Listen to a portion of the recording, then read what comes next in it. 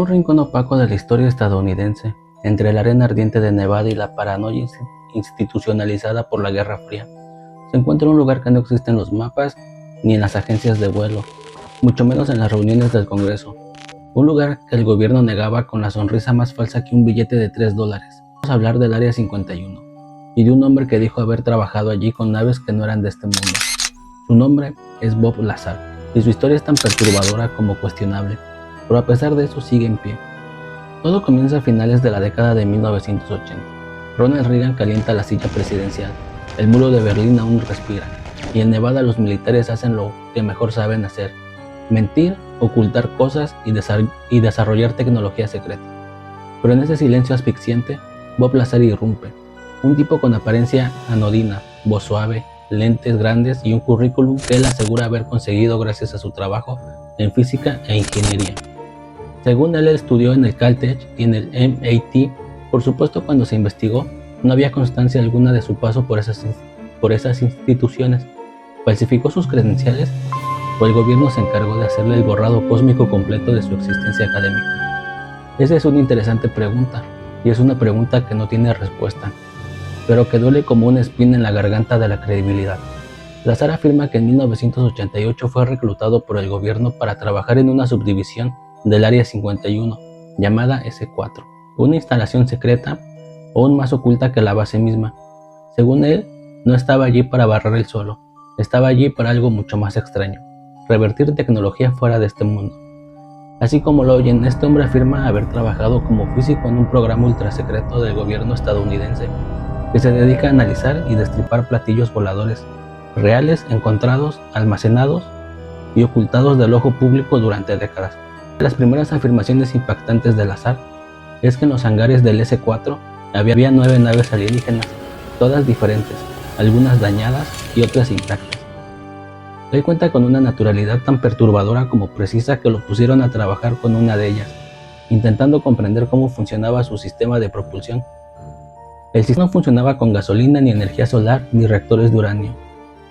El sistema funcionaba con un elemento que oficialmente no existía en ese entonces: el elemento 115. En ese momento los científicos solo teorizaban sobre la existencia del elemento, pues no había sido sintetizado, no se encontraba en la tabla periódica. Bob Lazar habla del elemento 115 antes de que fuera reconocido oficialmente por la ciencia, en 2003, y aquí, amigos míos, es donde muchos se agarran la barbilla y dicen: espera un momento, ¿y si Bob dice la verdad? Claro que suena impresionante, pero antes de saltar a conclusiones, tomemos un respiro y miremos de cerca. ¿Qué evidencias reales hay de que Bob Lazar dice la verdad? Bueno, hay algunas que son cuando menos perturbadoramente coincidenciales. Primero, el elemento 115, como ya dije, Lazar lo describía como un material denso y estable, capaz de generar un campo de gravedad distorsionante. Cuando se sintetizó años después fue como si lo hubiera. El elemento 115 que existe hoy, el moscovio, es inestable, se desintegra en fracciones de segundo, no sirve para nada. Entonces uno se pregunta, ¿Lazar estaba hablando de una variante estable, que solo se encuentra en planetas lejanos, o simplemente le atinó por pura suerte? Segundo, Lazar dio detalles de diseño de los hangares, el S4. Mencionó que estaban excavados en la montaña con puertas en forma de cúpula, camufladas en la roca.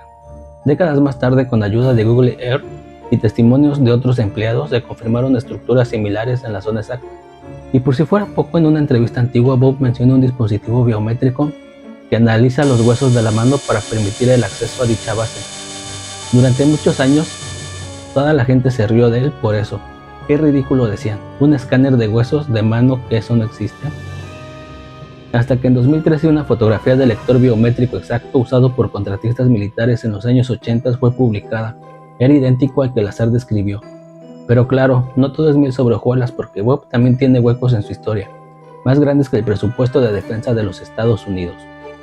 Como ya mencionamos, no hay registro alguno de que haya estudiado en el Caltech ni en el MIT, y cuando le preguntan por sus compañeros, profesores o diplomas, su memoria parece selectivamente borrosa.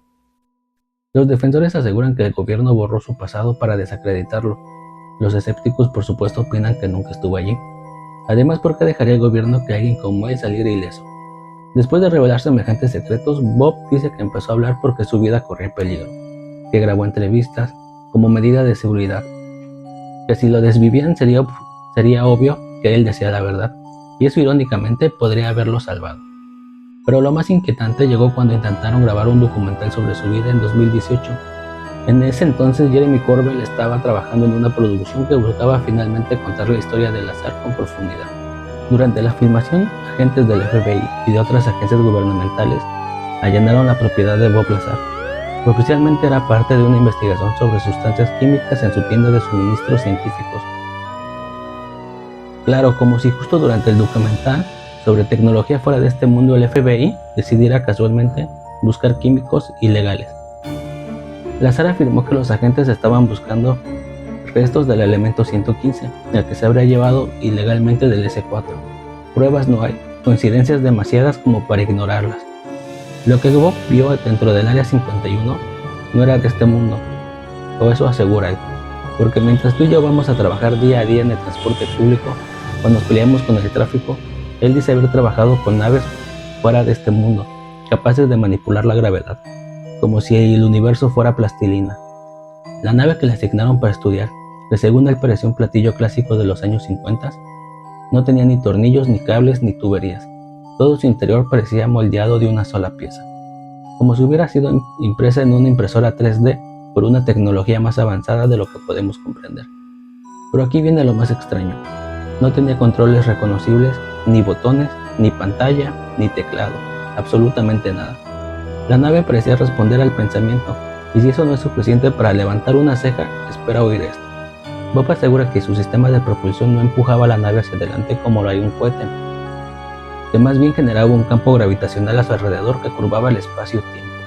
En otras palabras, la nave no se movía, el universo se movía a su alrededor. El corazón de esta nave era el ya mencionado elemento 115. En la versión de Lazar era estable y podía alimentar un reactor capaz de generar ese campo de distorsión. También menciona algo llamado el amplificador de gravedad, una especie de dispositivo que producía ondas gravitacionales focalizadas. 3 de estos aparatos trabajaban juntos para empujar o atraer la nave según el destino deseado. Lo mejor de todo esto es que él lo explica con una naturalidad que hace que suene técnicamente coherente, tan coherente de hecho que muchos físicos se han quedado perplejos con sus descripciones. Y claro, perplejo no significa convencidos, pero cuando un tipo sin título, sin antecedentes académicos, verificables y con cara de nerd de los años 80 describe un sistema que teóricamente es compatible con algunas ideas de la física cuántica, uno no puede evitar arquear una ceja o las dos. Ahora aquí es donde la historia comienza a hacer agua. Bob asegura que lo único que podía decir era lo que le habían permitido ver y que la información estaba compartimentalizada, como si cada empleado del S4 solo tuviera acceso a una mínima parte del rompecabezas. Cree que es extremadamente conveniente. De ese modo, si mañana alguien lo contradice, él simplemente puede decir: ah, claro, es que esa persona no trabaja en mi sección. Una especie de carta mágica que lo blinda de contradicciones, tan blindado como las puertas de un banco suizo. Además, cuando describe a sus colegas apenas recuerda nombres. Cuando se le pregunta por documentos, esquemas o pruebas físicas, responde con evasivas del tipo: eso ya no lo tengo, eso me lo quitaron, o el clásico: eso sería muy peligroso de revelar. Pero lo más llamativo de todo es la total falta de interés del gobierno por silenciarlo. De verdad, piensen en esto: si Lazar estuviera diciendo la verdad, entonces ha cometido traición. Ha revelado tecnología fuera de este mundo, ha hablado de instalaciones clasificadas y ha dicho públicamente que el gobierno tiene contacto con naves de otros mundos. Y aún así, él sigue libre. Un tipo que reveló uno de los secretos más grandes de la humanidad y no ha sido silenciado. Un accidente, ni un resbalón extraño que termine con él.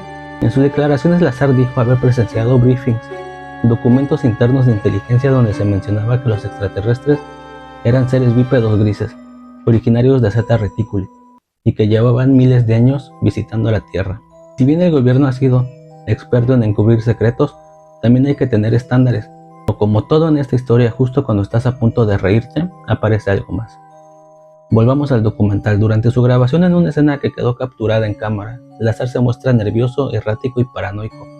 Y con razón, porque según su testimonio el FBI lo visitó en múltiples ocasiones durante ese tiempo. Primero de manera amistosa, luego ya no tanto. En uno de los momentos más tensos cuenta que lo interrogaron por posesión de sustancias químicas. Pero lo interesante es que el interrogatorio giró sutilmente hacia su trabajo en los años 80. Hacían preguntas que según Lazar nadie más podría saber. Preguntas sobre ingeniería inversa, sobre el reactor sobre el elemento 115. ¿Coincidencia? ¿O estaban verificando que no hablara de más? Y ahora llegamos al presente. Recientemente Bob participó en un podcast estadounidense, una entrevista en la que por momentos se mostró visiblemente incómodo. Joe Rogan, anfitrión del programa, le hizo preguntas incisivas, y en más de una ocasión Bob se trabó, tartamudeó y olvidó cosas. Para los creyentes era una señal del trauma, para los escépticos era un actor olvidando su guión. Lo más llamativo fue su insistencia en que jamás buscó fama, que nunca ganó dinero con su historia. Preferiría no haber dicho nada nunca. Y eso, curiosamente, sí parece verdad. Lazar no ha vendido libros, no hace tours, no se pasea por convenciones ufológicas, ni cobra por fotos. Trabaja en una tienda de químicos, vive alejado del ruido, y eso no lo convierte automáticamente en un héroe, pero tampoco en un oportunista. Y eso tal vez es lo que mantiene su historia viva. Lazar es el hombre que dice haber visto lo que ningún otro civil ha visto, el hombre que habla de antigravedad y elementos imposibles como si fueran tornillos y tuercas, el hombre que desafía al gobierno, a la ciencia y a la lógica. ¿Mentiroso? ¿Testigo de lo imposible? ¿O ambas cosas? No hay nada más sospechoso que una verdad enterrada en silencio, y Bob Lazar lo sabe mejor que nadie. Porque a pesar de que su historia ha sido debatida, ridiculizada, desacreditada y vuelta a investigar como una expareja tóxica, él sigue en pie, y el gobierno, ese que todo lo sabe, todo lo sigue y que todo lo ve, sigue comportándose como si él no existiera, excepto claro cuando lo visitan con una orden en la mano. En el año 2017, Jeremy Corbell se encontraba grabando lo que sería uno de los documentales más controversiales de los últimos años, Bob Lazar, Área 51 y Platillos Voladores. Durante una jornada de grabación, Bob recibe un mensaje extraño, una notificación que no esperaba. Su negocio, United Nuclear, había sido allanado por el FBI y otras agencias federales. Supuestamente la razón oficial era una investigación relacionada con materiales químicos restringidos. Pero Bob, con su típico rostro de tipo que ha visto demasiado, se notaba más que inquieto. Porque durante ese registro, según sus palabras, los agentes no parecían realmente interesados en el inventario del almacén. Hacían preguntas demasiado específicas. Por ejemplo, ¿dónde almacenaba el material? ¿Todavía tenía acceso al elemento 115? ¿Con quién lo había compartido? Y aquí en pleno siglo XXI, durante la filmación de un documental, el gobierno norteamericano le recordaba a Bob Lazar de manera sutil pero clara que a veces hablar demasiado tiene consecuencias. El FBI, por supuesto, negó que el allanamiento tuviera algo que ver con de otro mundo, con tecnología inversa o con elementos imposibles. Según ellos, solo investigaban una orden de compra relacionada con químicos potencialmente peligrosos durante un documental sobre ingeniería inversa. ¿Coincidencia? Seguro que sí. Pero lo más desconcertante es lo que no pasó. Bob no fue arrestado, no fue acusado formalmente, no entregó cargos, nadie lo desapareció. ¿Estamos frente al hombre con más suerte del planeta? ¿O el gobierno simplemente no puede tocarlo porque hacerlo lo haría parecer culpable? Piensa en eso, porque si tú revelaras secretos clasificados reales, te aseguro que no estarías grabando entrevistas desde la comodidad de tu sala, estarías en una prisión militar o enterrado con un número en algún desierto del planeta. Pero con Lazar suelen pasar cosas extrañas. Ahora volvamos al presente. Recientemente Bob Lazar volvió a hablar y lo hizo en uno de los espacios más vistos del mundo digital, el podcast de Joe Rogan. Durante casi 2 horas Bob compartió su historia una vez más, pero esta vez algo era diferente. Se le notaba agotado, no cansado físicamente, más bien cansado emocionalmente, como alguien que ya ha repetido lo mismo durante 30 años y que ya no está seguro si le importa que le crean o no. Durante la entrevista dijo algo que dejó helados a muchos. Si pudiera volver atrás, no diría nada. Esto arruinó mi vida. No gané nada con esto. Le creo, porque Bob no ha hecho giras, no ha vendido libros, no ha monetizado su historia, como lo haría cualquier oportunista disfrazado de contactado galáctico. Él sigue trabajando con productos químicos en un laboratorio diminuto, alejado del ruido. Eso no es lo que hace un mentiroso profesional. En la entrevista, Bob también reafirmó sus declaraciones anteriores, que las naves en el S-4 eran reales, que no eran rusas ni chinas, ni prototipos experimentales. Eran de fuera de este mundo. También reiteró que jamás vio extraterrestres, solo vio un documento que hablaba de ellos y que eso ya era suficientemente aterrador. Una afirmación mucho más prudente que la de otros testigos que aseguran haber compartido cena con marcianos, bailado con grises y tomado sol con reptilianos. Bob en cambio mantiene su historia sobria y constante, inmutable desde hace más de 3 décadas. Y en un mundo donde las mentiras cambian cada semana, eso es como mínimo extraño, pero claro, también están las dudas. ¿Por qué no hay una sola fotografía? ¿Por qué no hay un fragmento del elemento 115? ¿Por qué ningún otro testigo directo ha salido a confirmar sus dichos? Bueno, algunos sí lo han intentado, pero sus testimonios siempre terminan desmoronándose por contradicciones o falta de pruebas.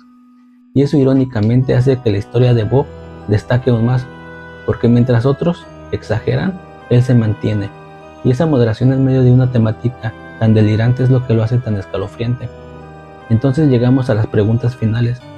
¿Realmente Bob Lazar es un mentiroso? ¿O es un genio malentendido? ¿O un loco con suerte? Quizás solo sea un denunciante que dijo la verdad y vivió para contarlo. La respuesta no importa porque lo que importa es el efecto que ha tenido Bob Lazar. Es el padre moderno de la conspiración.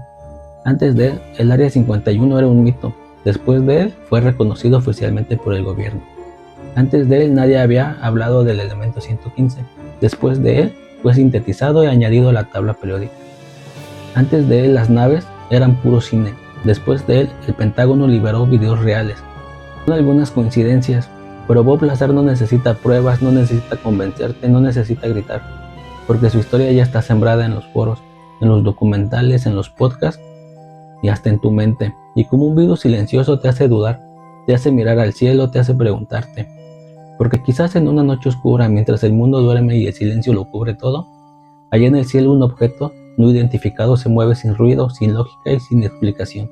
Y en su interior hay un sistema que desafía la física, propulsado por algo que Bob Lazar intentó explicar hace más de 30 años, pero nadie le creyó. O al menos eso decimos en voz alta, porque en el fondo, muy en el fondo, tal vez todos sepamos que vio algo real y algo que era prohibido. ¡Oh!